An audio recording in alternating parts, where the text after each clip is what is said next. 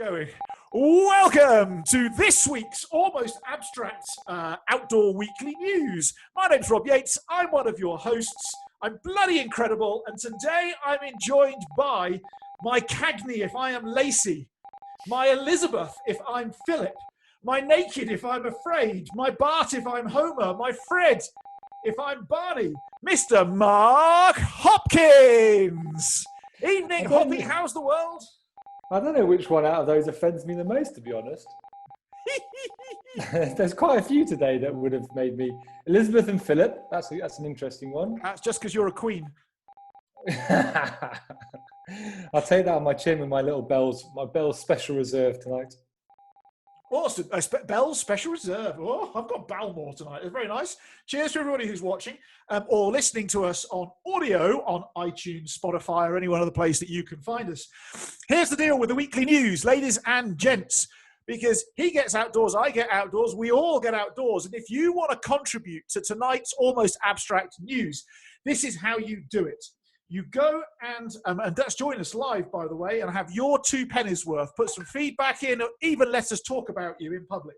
The way to do that is to go and join the We Get Outdoors tribe on Facebook, where this is being streamed live at this point in time.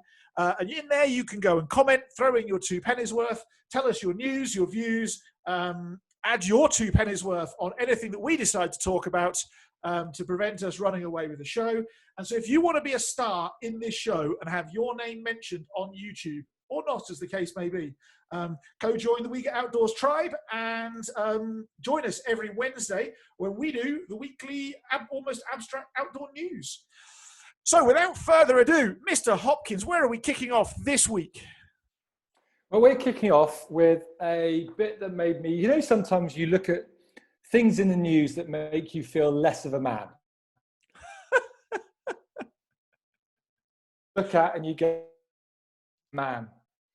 The worst thing happened is when I opened this article and my son looked at me and he goes, I wish I had that man as my dad. That made me feel properly crap. Oh my word.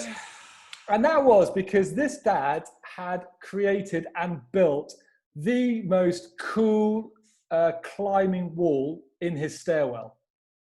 Not only had he built a whole climbing wall, he built an abseiling rig as well. So they could get to the top of the climbing wall, hook into their, and they actually abseiled down to the bottom of the stairs. Now that for me is the coolest thing. And my DIY skills are not to that level. So yeah, it was a very cool article, but made me depressed. And then you, being the annoying human being that you are, showed me up again last night with your fancy homemade fire-smoking, breathing dragon pit that I could see your daughter looking very happy with. And my son also looked at me and goes, Daddy, why can't you be more like Rob? So I thought we'd start off with a little bit of a sad story, to be honest. So why not go and rub my face in it now and tell me what you built last night, you knob? So I've seen this thing for ages on different prepping groups and bushcraft groups and survival groups, where you can make a fire or a stove, that you can cook on out of a few bricks and a few twigs. And the number is, in particular, 26 bricks. That's the number you need. House bricks, not breeze blocks, just house bricks. And so in my 100-year-old house, I keep finding bricks lying around in the garden, where the people who owned it previously, when they didn't know what to do with it, they just bury it underneath a rose bush. And then you go and stick your fork into the garden and it goes twang, and there's another brick. So I've ended up with this wheelbarrow full of bricks. And last night I thought, right, that's it. I'm daddy daycare as my wife's Kerry's working. I've got to entertain my daughter, and I refuse to do anything linked to Paw Patrol. I've done enough Paw Patrol. I'd rather poke my eyes out with red hot pokers than watch more episodes of Paw Patrol.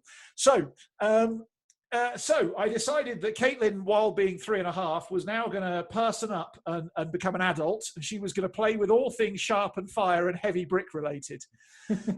Good parenting skills. Good parenting skills. Yeah, that's it. She actually made the salad with me tonight. I gave her a sharp vegetable knife and she cut up tomatoes.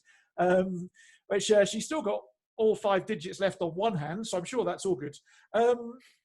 Anyway, the other hand we'll forget about. Yeah, that's it. The other hand, let's put it this way, she'll never be left-handed.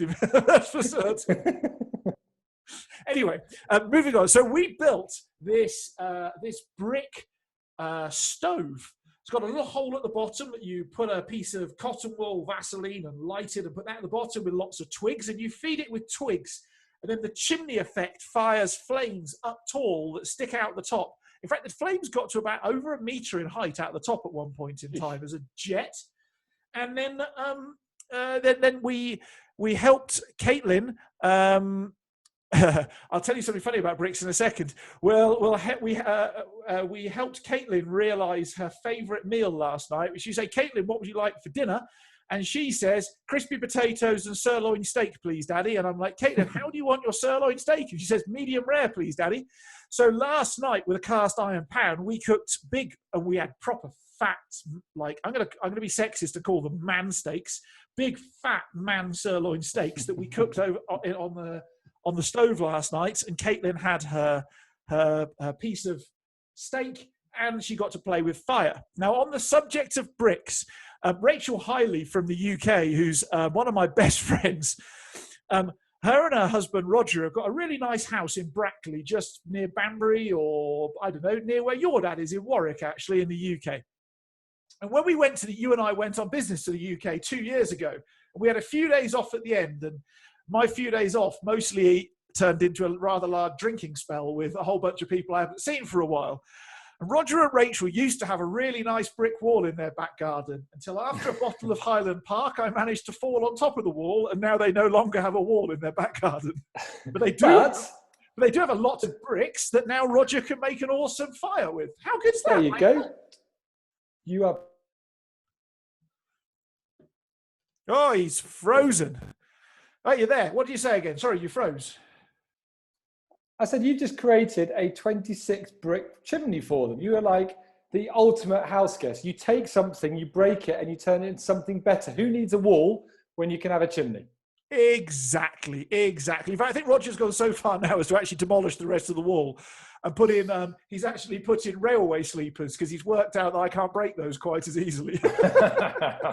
I smell a challenge. That's it. I'm sure I could. I don't think I could break the railway sleeper, but I think I could break myself on the railway sleeper. So that's what I did last night. A brick fireplace, stove in the garden with a meter-high jet, big cast iron pan, big fat steaks, and and a 3-year-old who liked juggling with fire. She found it most amusing. I'll tell you what she found most amusing is I used to have an old fence that's got demolished, and it was all covered in creosote. Did you fall on that one as well?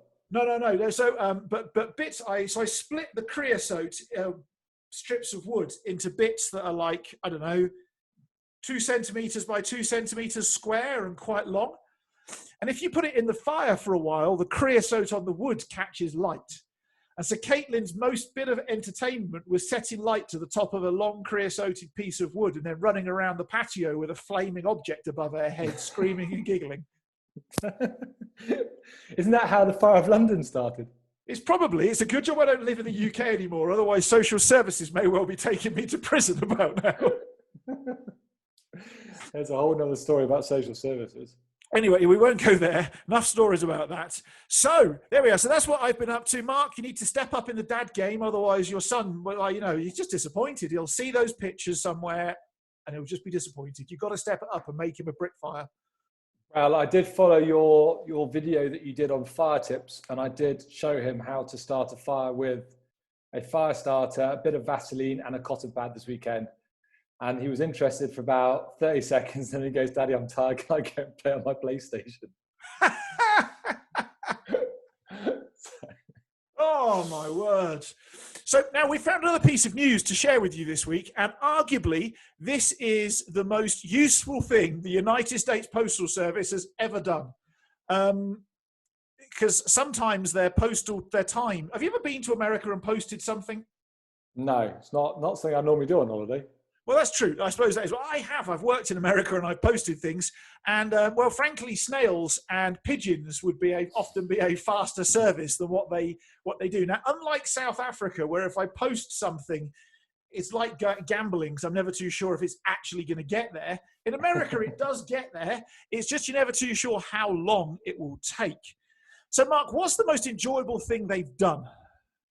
Well, I never knew these things still existed, to be honest, in today's age. But it sounds like, and I didn't know, that they still sell stamps. I never knew stamps were still, in the 21st century, stamps are still a thing. And not only do they sell them. No shit. Stamps still exist. Stamps seriously still exist. And the US Postal Service have wasted money on creating a whole new set of stamps on the outdoors.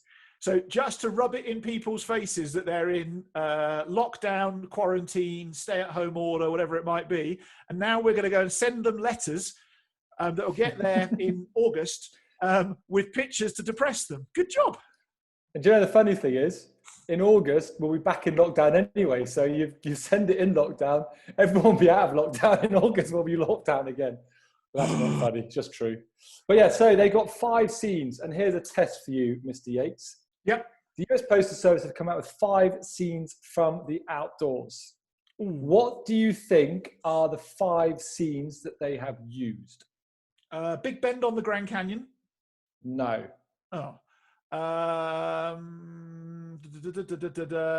The President's Mount Rushmore. No. Oh, bloody hell. A big mountain in Yosemite. Yosemite. No. Outdoor scenes. Right, You've gone too clever. You're going too clever. Go simple. Go to 5 outdoor sports. Let's make it easier for you. Oh, they've got somebody mountain biking somewhere. Correct. Somebody rock climbing somewhere. Wrong. Somebody hiking somewhere. That's 2. 3 to go. Kayaking or canoeing. 2 to go. Surfing. No, these are really hard, these last 2. One is almost impossible. You're never going to guess. Paragliding. No. Think cold. Think winter. One's skiing, a winter one. Snowboarding. Ice fishing. Cross-country skiing. Oh, that's brilliant fun. I love cross-country skiing. Awesome. Yeah. And then the final one is something that Caitlin will be more excited than you would be in the outdoors. Paw Patrol. Husky dog sledging. No, think this is completely random. It's got nothing to do with the outdoors, but they put it in as an outdoor scene. Well, that's no frigging use, is it? How am I supposed to work that out? It's got nothing to do with the outdoors, but it's in there as an outdoor scene. Oh, yes. I know. It's Donald Trump playing golf. It's actually Donald Trump building a sandcastle because that's the only thing you can build. No. They put building a sandcastle as their 5th scene from the outdoors. Well, that's, I suppose, better that than a wall. Can you imagine? They got to 4 and they've got, okay, what I reckon happened, they go hiking, easy, tick. And then they've gone canoeing, yeah, I'll give you that one, 2. Mountain biking, everyone's done it, 3. Now they're starting to panic a little bit and they're going, we're running out, we've got to get to 5. What are we going to come up with? And then they go and think of an Arctic, Nordic kind of sport, which has nothing to do with the US. But anyway, we'll chuck it in as cross-country skiing. It is, because they've got Alaska, remember, as well. Yeah, but it's not a popular thing, let's be honest. It's more well-known in Scandinavia. Yeah, I suppose so. Yeah, okay. So they've got 4, and now the 5th one, they're screwed. And what happened is the head of the US Postal Service went on holiday, came back, and he was in the office showing his family photos. He went, and there's a photo of his kid building a sandcastle. And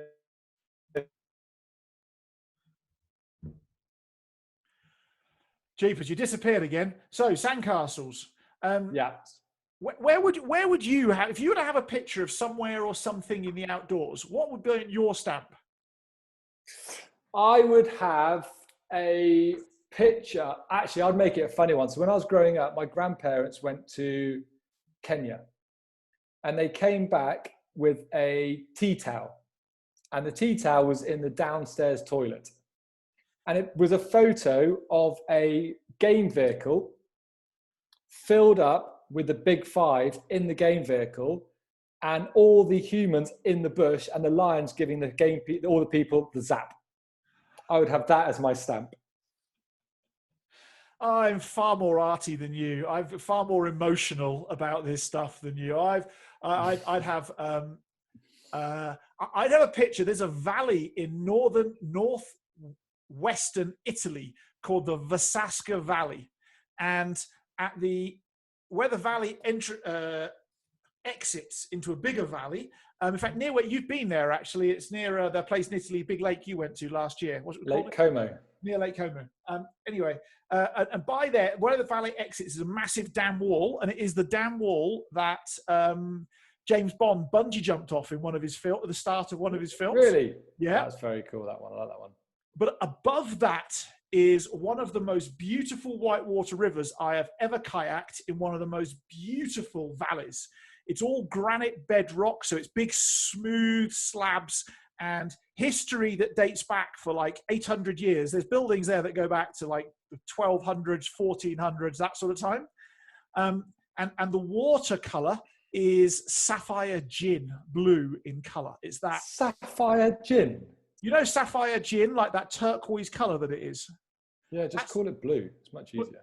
But it's that color because it's also transparent, so you can see all the way down to the bottom, regardless of how deep it is as well.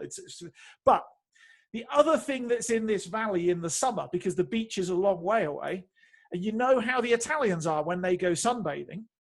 They do like to leave a few things at home. Yeah, so they do like to only wear one piece of clothing each, which for the ladies is something on the bottom half, and the men's are budgie smugglers. And so you've got beautiful scenery. You've got amazingly quite hard white water, amazing scenery, amazing hard, beautiful water, and then you've got naked girls running around or walking around topless at the same time as well, which all becomes a bit of a distraction when you're trying to concentrate on not killing yourself and looking good at the same time. Because, you know, if you do something well and style it, you feel a bit goodier about yourself with the girls watching you. But equally, when the girl's watching you, the likelihood of you styling it decreases quite quickly. So I'd have a picture from that valley with the big alpine mountains and the snow-capped peaks and the blue water, and that's what I'd have on a stamp. You know, when the Brits go sunbathing, yeah, and they're only allowed to wear one item of clothing, do you know what they choose? A towel. No, a handkerchief with 4 little knots in the corner on their head. Anyway, let's move on. Politically correct. Good job. I like it. We've done 2 pieces of news. That's it so far. We're good. We're good. I hope everybody with us is here for the long haul, because we may well be there till we run out of whiskey this evening. Right, so article number 3 is about a hiker who recently went hiking in California and got himself trapped in, well, what the news has called a whirlpool, but it's not really a whirlpool. Nevertheless, he's got himself trapped in a Californian granite bedrock stream where he keeps being washed round and round in circles and is stuck in the stream. And usefully in the clip, there's a guy with a twig trying to reach for him to pull him out. That guy in the twig is an off-duty, I think, police officer who happened to be hiking in there. And what he did is he took some of his cord off his backpack and attached it to said twig, and he threw it in and pulled this guy out of the whirlpool. And here's an interesting thing, because I've just read the article for the first time, because obviously I'm prepared for these weekly news. Now, this happened in Angel Falls near Bass Lake in Madera County. And funnily enough, I've kayaked that river. No, where's I have kayaked Angel Falls. I've been there. There you go. And believe it or not, when I went there, well, you would believe it, when I went there and when I went in that white water and that river, I chose to wear things like a dry suit, a life jacket, a helmet. The normal sensible things. The normal sensible things. I think that in general, people far overestimate the power of water and just how slippy the edges of rivers actually can be. Because often it's not the getting to the side that's the problem. Actually, it's often getting out of the river that's the problem. You know, the grip on your shoes is all wet, it's slimy on the rocks. Everything's whooshing and moving about you. You're tired. You're wearing soaking wet, heavy clothing that's stuck to you, that's restricting your movements and making you about 15 times heavier than usual. And so actually it's often not the middle of the river that kills you. It's actually getting out at the edge. Yeah. So have you in your what 20 odd years, I'm not showing your age now, but in your 20 odd years, you must have had a few interesting moments. You've done any entertaining rescues where you've looked at that guy or that lady and you've rescued them and gone, what a tit. You must have said a few times under your breath, you're welcome, you tit. I spent a little bit of time working in the Himalayas and in Nepal. And one part of my work I did there was working as what they call a safety kayaker for a raft company. So we had a whole chain of rafts, 10 or 15 on occasions, and then we had kayakers, one at the very front of the chain of rafts, and we were doing multi-day trips, so anything from 3 nights to 15 nights in length. And so one of the kayakers would go at the front, and all the other kayakers would separate themselves down the sort of train of rafts. And when a raft flips upside down, you'd paddle around and go and find somebody who'd fallen out of the raft and escort them back to the raft and make sure they're all happy and safe. And the deal, we gave this briefing, and in September and October every year, Nepal gets a lot of Israeli tourists, mostly young Israelis who have just finished their national service and want to go and let rip and let their hair down and do whatever else for a while. And so we gave this safety briefing, and it involved things like, please only smoke marijuana at the campsite in the evening, don't smoke it all day because we need you to be able to paddle the raft so you don't kill yourself. Please keep your life jacket zipped up and clipped up. You know, there's a few sensible things. And one of the things is please keep the shoes that you have or sandals attached to your feet and on your feet at all times while you're in the raft. And the reason for that is because in most rivers, they have a flood season, and all the boulders get moved around on the river in the flood season. And often what happens is they bash off each other, they get quite sharp. And obviously, if you then get thumped to the bottom by some large amount of water, you can do some damage on those sharp things. So we want people to wear footwear so they don't cut their feet open. Anyway, on this particular day, a raft flipped in something called a stopper or a hydraulic if you're American.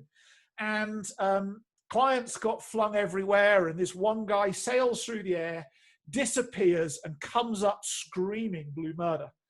So I grab him and we get him to the side. We actually get him on a raft and take him aside. And he's decided that it's quite hot, so he doesn't want to wear his shoes anymore. And he caught the base of his right foot as he got thumped to the bottom of the river on a sharp rock. And he opened up the base of his foot like a banana being peeled open. Now, at this point in time, we are 5 days from Pokhara, which is the second largest city in Nepal. And that's our nearest hospital. And so I emptied the company's first aid kit. I emptied my first aid kit.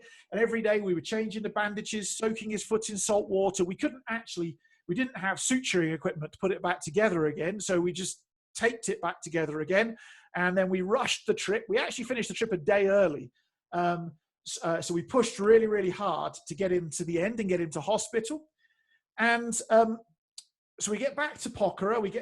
We drop him off outside the front of the hospital and say, right, okay, here it is. I go and talk to the nurse at the triage desk, and she spoke quite good English, and I told her what had happened. And then I left and left him up to it. I'd done my duty of care piece and handed him on to medical professionals. 3 days later, I find a guy unconscious in Lakeside, Pokhara, lying in the street. And he decided that he didn't really need to get his foot treated there and then, that he'd just carry on hobbling about and go and party. And he was wearing the same manky dressings he'd been wearing for 4 days and had never actually gone into the hospital and had his foot sorted out. And now he's got septicemia lying unconscious on the street in Lakeside in Pokhara, in a third world country. And do you know who he tried to blame? The raft company for not having looked after him properly. What a tit. He deserves a tit prize. He does. Tit of the week.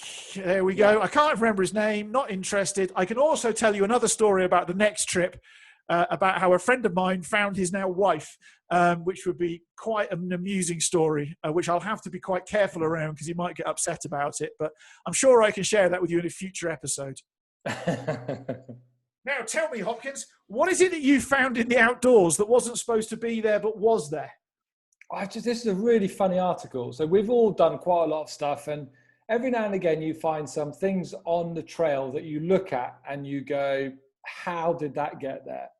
Now, this person on the Eagle Trail in Marin County near Oakland was walking along, minding their own business, and stumbled and nearly walked across 2 ammunition canisters and a whole lot of det cord.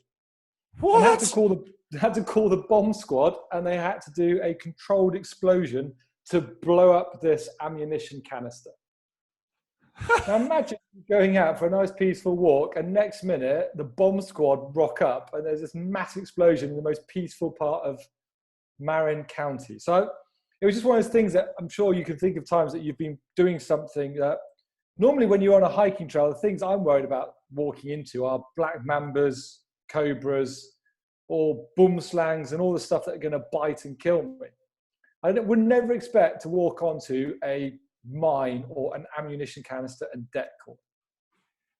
So once upon a time, when I was kayaking in Scotland, and Rachel Hyle is on here, so I was with one of my best friends in the world, Roger, which is Rachel's husband, and we had kayaked quite a long way, and we stopped at a place called Applecross, which is on the west coast of Scotland, quite high up on the west coast of Scotland. We'd put up the tent and lit a fire, and Roger goes off for a walk. And what we didn't know was we'd actually pulled over and stopped in the UK's largest submarine live firing testing ground. We didn't know this. We just thought it's quite pretty and it's very quiet here, obviously, because it's the UK's largest submarine live firing testing ground.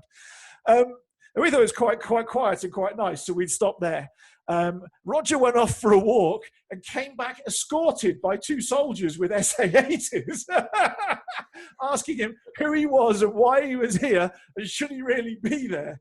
That was something that we found in the outdoors. We kind of accidentally stumbled across a submarine firing testing place.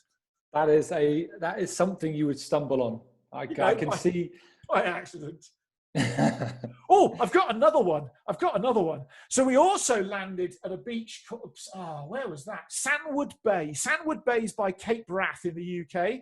So it's the last beach before you go round the top northwestern point of Scotland and start paddling going east.